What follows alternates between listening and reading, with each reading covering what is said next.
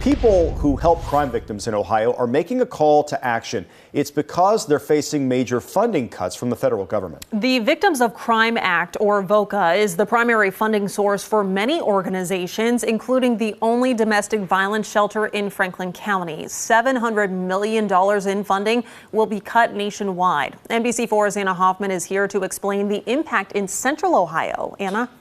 Jen and Jared, VOCA supports things like medical care, mental health counseling, and temporary housing for victims and survivors of crime. I spoke with the leaders of two local organizations today.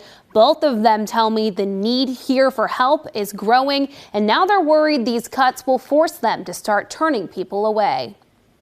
It's happening just when people are needing us the most. Lutheran Social Services Choices runs the only domestic violence shelter in Franklin County. The number of people who need a safe place to go to build a safe trajectory for their life is spiking in our midst. Rachel Lustig, the president and CEO of Lutheran Social Services, says the Victim of Crimes Act, or VOCA, was their primary funding source 5 years ago, representing 19% of their budget. She says now it only represents 2%. It's about, can we provide services to the people who come to us? Lustig says the U.S. government has made cuts to the VOCA fund consistently for 5 years.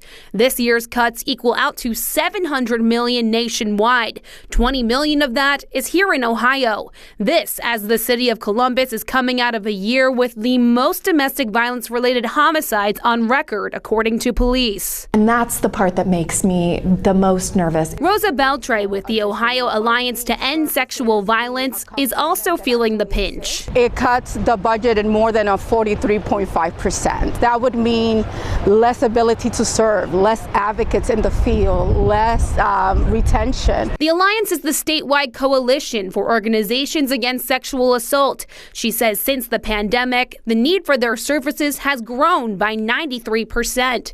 She says these cuts could be detrimental to some of the organizations under them. VOCA, Victims of Crime Act funding, is actually 100% of their operations. We need to do everything we can to start to talk about this more often. This cannot be shameful. It cannot be something that's hidden in the shadows. Both organizations say they're still receiving funding from state and local organizations, and they tell me they're grateful for it.